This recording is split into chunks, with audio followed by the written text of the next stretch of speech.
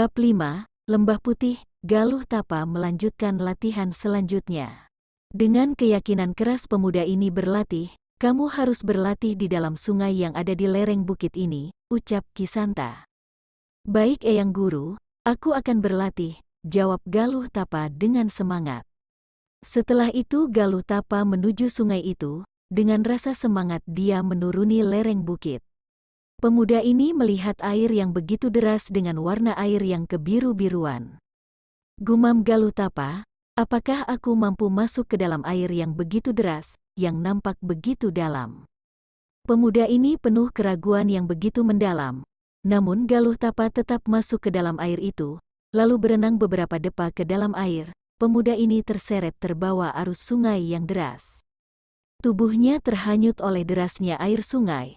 Setelah pemuda ini sampai di tepi sungai, dia berdiri lalu keluar dari sungai. Dengan wajah nampak begitu pucat dan tubuhnya menggigil kedinginan. "Galuh, anak muridku, carilah sungai yang airnya yang agak tenang. Nanti jika kamu berhasil baru sungai yang deras," ucap Kisanta sambil memandang anak muridnya. Mendengar ucapan seorang guru, pemuda ini masuk ke dalam sungai yang tidak terlalu deras. Galuh Tapa langsung masuk ke air itu. Sungai yang dimasuki airnya dangkal hanya sebatas pinggang. Dia merendamkan tubuhnya seperti orang bermeditasi. Dengan keyakinan yang begitu besar, pemuda ini mampu merendam tubuh selama 1 jam lamanya. Galuh Tapa hanya mendengarkan suara air yang mengalir. Tubuh pemuda ini mulai mengangkat sejengkal dari air sungai itu. Pemuda ini mulai berhasil menguasai ilmu meringankan tubuh. Galuh Tapa merasakan tubuhnya mengangkat dari air itu. Galuh Tapa membuka perlahan matanya. Akan tetapi konsentrasi pemuda ini menjadi buyar hingga tubuhnya jatuh ke dalam air itu. Di kejauhan Kisanta tersenyum melihat anak muridnya yang hilang kendali. Setelah terjatuh ke dalam air, dengan keadaan yang basah kuyup, Galuh Tapa mendekati gurunya. "Kamu harus tetap fokus walaupun kamu mulai menguasai ilmu itu," ucap Kisanta dengan memberi nasihat. "Aku akan berusaha lebih fokus untuk menggapai tujuanku," jawab Galuh Tapa penuh semangat. Pemuda itu beristirahat sejenak, bersandar di pohon besar yang rimbun, dengan hembusan angin yang sepoi-sepoi, untuk memulihkan tenaganya. Setelah 1 jam beristirahat, pemuda ini melanjutkan latihan. Galuh Tapa merendamkan kembali tubuhnya ke dalam air dengan memejamkan mata dan bermeditasi. Semua pikiran pemuda itu mulai fokus. Tidak lama kemudian tubuh Galuh Tapa mulai mengangkat di atas permukaan air. "Nampaknya pemuda ini mulai berhasil menguasai ilmu ini," gumam Kisanta dari tepi sungai. Tubuh pemuda itu mulai mengangkat, terbang beberapa depa. Galuh Tapa dengan perlahan membuka matanya. Kali ini Galuh Tapa berhasil, dia tidak terjatuh ke dalam air lagi. "Bagus anak muridku, kamu berhasil menguasai ilmu itu dengan cepat. Walaupun baru beberapa tahap," ucap Kisanta. "Ini berkat latihan yang Eyang Guru berikan kepadaku," jawab Galuh Tapa. Matahari mulai tenggelam seraya malam pun tiba. Kedua orang itu beristirahat di dalam gubuknya. Sebelum tidur mereka sembari bercerita yang diiringi dengan sebuah makanan singkong rebus dan air putih yang mengurangi rasa lapar dan haus mereka. Ucap Kisanta, "Aku lihat kemampuanmu mulai meningkat dengan pesat. Teruslah berlatih agar kemampuanmu terus bertambah." Galuh Tapa hanya menganggukkan kepalanya. Dia sudah mengerti apa yang telah Eyang Guru sampaikan. Setelah selesai makan dan bercerita, mereka pun pergi tidur. Keesokan hari Galuh Tapa melanjutkan latihannya. Galuh Tapa berlatih di arus air yang deras, dengan cara bermeditasi di dalam air itu. Galuh Tapa langsung melompat ke dalam air yang deras dengan tubuhnya mulai ditimpa air. Namun Galuh Tapa berusaha tenang. Ketenangan Galuh Tapa mampu membuat dirinya bertahan dalam tekanan deras air itu. Tubuh Galuh Tapa naik tinggi terbang di atas air. Nampaknya pemuda ini berhasil menguasai ilmu itu dengan tahapan lebih tinggi dari sebelumnya. Kegigihan Galuh Tapa berhasil menguasai ilmu itu. Hanya dengan 1 tarikan napas Galuh Tapa mampu menguasai ilmu meringankan tubuh yang diajarkan Kisanta. Galuh Tapa kini mampu berjalan di atas air. nampak dari langkahnya menyeberangi sungai yang deras itu. Melihat seorang murid yang mudah menguasai ilmu itu, Kisanta bangga punya murid seperti Galuh Tapa. Gumam Kisanta, pemuda ini memang berbakat, dalam waktu singkat sudah mampu menguasai ilmu ini. Setelah latihan selesai, Galuh Tapa pulang ke gubuk untuk beristirahat. Eyang Guru, kenapa ilmu meringankan tubuh ini hanya bisa dipakai 1 jam lamanya? Ucap Galuh Tapa dengan keraguan yang mendalam. Ilmu yang kau kuasai belum seutuhnya sempurna, kamu harus berlatih lagi anak muridku, timbal Kisanta. Mendengar ucapan seorang guru, pemuda ini akhirnya berlatih di atas batu besar yang ada di puncak tertinggi di Bukit Tengkorak. Galuh Tapa duduk bersila di atas batu itu, lalu pemuda ini melakukan meditasi, dengan terkena sinar matahari dan hembusan angin yang menderu, seakan membuat jiwanya tenang. Setelah 3 jam berlalu Galuh Tapa bermeditasi, akhirnya pemuda ini terbangun. Dia merasakan tubuhnya begitu segar, seakan terbangun dari tidur panjang. Kemudian Galuh Tapa berdiri dari duduknya dan melangkahkan kaki meninggalkan batu itu. Galuh Tapa pergi menemui sang guru yang ada di gubuk. Sesampai di tempat itu, pemuda ini disuruh mencari tanaman bunga teratai putih. Tanaman teratai putih mampu untuk meningkatkan ilmu kanuragan. Namun tanaman itu berada di lembah putih, di lereng Bukit Tengkorak. Lembah itu begitu curam, ketinggiannya bisa mencapai 100 meter dari dasar permukaan. Tanpa ada keraguan, pemuda ini melangkahkan kaki menuju lembah itu. Setelah beberapa jam berjalan, pemuda itu melihat ada sebuah lembah yang nampak dari kejauhan. Apakah lembah ini yang dimaksud Eyang Guru? Gumam Galuh Tapa dengan ragu-ragu.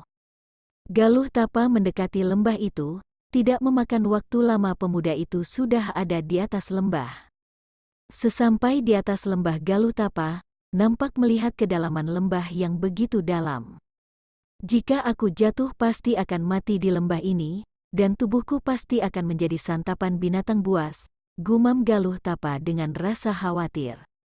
Pada akhirnya Galuh Tapa menuruni lembah itu, dengan perlahan memegang akar yang besar sebagai pondasi untuk menuruni lembah itu.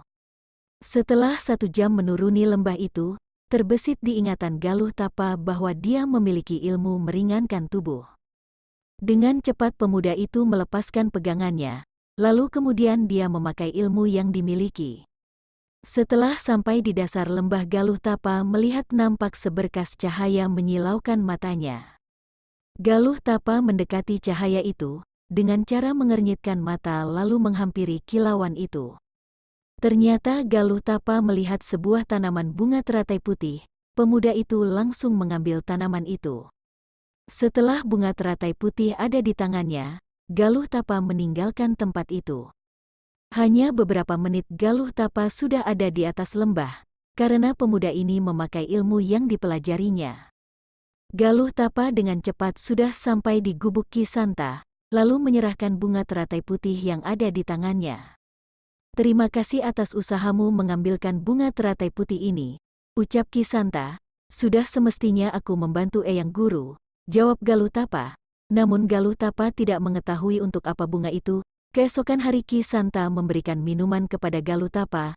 Minuman itu adalah bunga teratai putih yang telah direbus Kisanta. Setelah air itu diminum Galuh Tapa, tubuhnya langsung merasakan reaksi tanaman bunga teratai putih, hingga membuat tubuh pemuda itu semakin kuat. Bab 6. Tekad Galuh Tapa. Di dalam lamunan Galuh Tapa teringat akan temannya yang telah meninggal oleh pendekar aliran hitam. Dia bertekad untuk membalaskan dendam Aji Bakas dan penduduk desa Luang Nyawa yang telah dibantai oleh sekte naga hitam.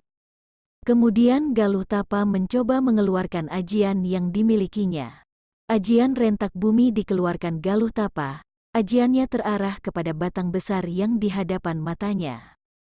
Ajian rentak bumi menghantam batang lalu terbakar, walaupun ajian yang dimiliki belum memasuki level tinggi.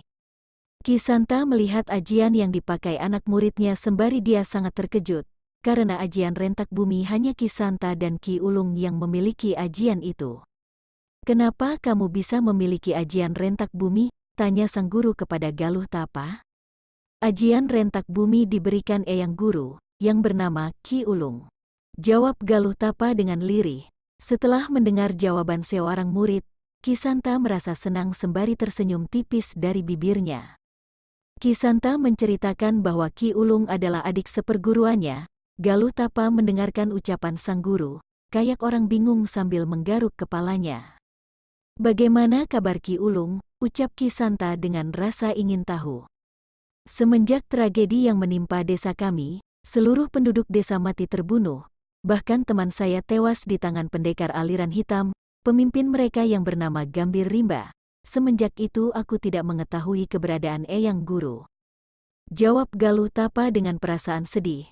Mendengar hal itu Kisanta merasa ibah dengan kejadian yang menimpa desa Luang Nyawa dan adik seperguruannya, seraya tidak diketahui keberadaannya. Setelah selesai panjang lebar bercerita, Galuh Tapa melanjutkan latihannya. Galuh Tapa dengan bantuan Eyang Guru mengeluarkan ajian rentak bumi, akan tetapi ajian yang akan dikeluarkan tidak bisa dihantamkan. Kisanta mendengar ada suara dari perut anak muridnya. Kisanta menoleh ke wajah anak muridnya sambil tersenyum kecil. "Maaf, Eyang Guru, aku merasakan lapar, sehingga aku tidak bisa mengeluarkan ajian rentak bumi," ucap Galuh Tapa sambil memegang perut yang lagi kosong. Kisanta hanya menggelengkan kepala. Pada akhirnya mereka berdua beranjak ke gubuk untuk beristirahat sejenak, sembari makan dan minum mengisi perut yang kosong. Di dalam gubuk, Kisanta menceritakan tentang ajian rentak bumi, bahwa ajian itu memiliki level, dari level rendah, level menengah dan bahkan pada level yang paling tinggi. "Aku harus mengusai ajian sampai level tertinggi," gumam Galuh Tapa dengan semangat. Kisanta melihat Galuh Tapa dalam keadaan terbengong, memukul pundak pemuda itu. Anak muridnya sontak terkejut bangun dari lamunan. "Apa yang kau pikirkan anak muridku, hingga membuatmu terbengong?" tanya Kisanta. "Tidak ada Eyang Guru," jawab Galuh Tapa lirih. Akhirnya mereka berdua melangkahkan kaki keluar dari gubuk itu. Kali ini Galuh Tapa sudah benar-benar siap untuk mengeluarkan ajian rentak bumi. Acap kali pemuda ini mengeluarkan ajian itu dengan semangat yang luar biasa. Ajian akan dikeluarkan mengarah kepada batu besar yang ada di hadapan pemuda itu. Dengan sekuat tenaga Galuh Tapa langsung menghantamkan ajian rentak bumi, lalu batu itu hancur menjadi puing-puing kecil dan burung-burung di pepohonan lari beterbangan mendengar suara ledakan yang begitu menggelegar. Tenaga Galuh Tapa banyak terkuras. Nampak dari raut wajah Galuh Tapa dengan wajah pucat dengan napas terhela-hela. Namun usaha Galuh Tapa mengeluarkan ajian rentak bumi berhasil menaikkan level kedua. Dengan berusaha segenap jiwa pemuda ini tidak memakan waktu lama untuk menaikkan level ajian itu. Luar biasa anak muda ini dengan waktu singkat sudah mampu menaikkan level kedua.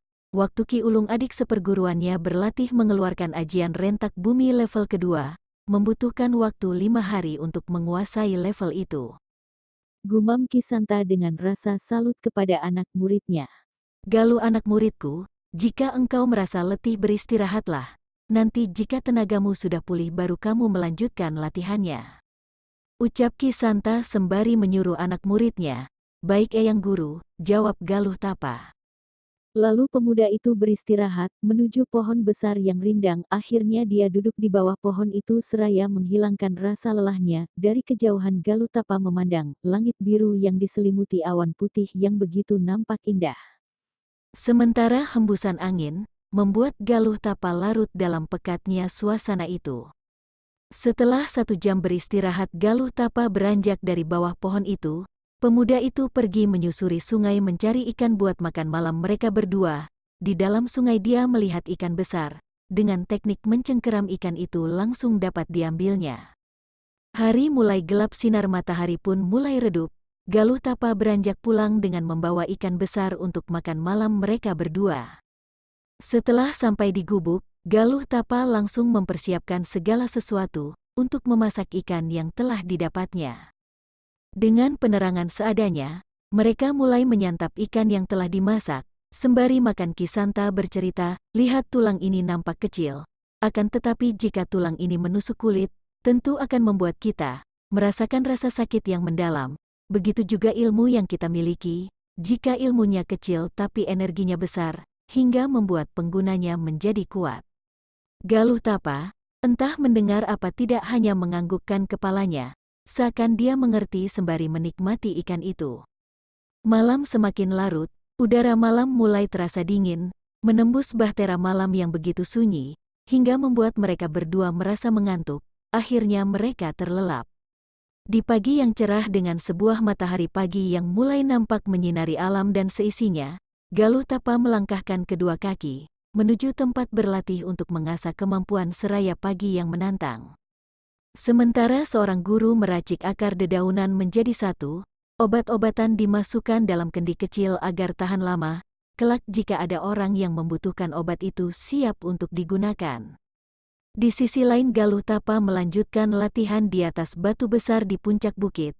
Pemuda ini berdiri tegak sembari menghirup udara pagi yang sejuk. Galuh Tapa memulai latihan dengan teknik ilmu meringankan tubuh. Tubuh pemuda ini terasa hambar seperti kapas putih yang terbang melayang. Dari atas ketinggian Galuh Tapa meluncur dengan secepat kilat menghantamkan sebuah pukulan ke tanah yang terbentang di hadapannya. Pukulan itu membuat tanah membentuk sebuah lubang seukuran panjang tangannya. Di tengah latihan Galuh Tapa melihat seekor burung elang putih yang nampak terbang dalam keadaan terluka. Burung itu pun jatuh di hadapannya. Galuh Tapa membawa pulang elang putih itu untuk mengobatinya.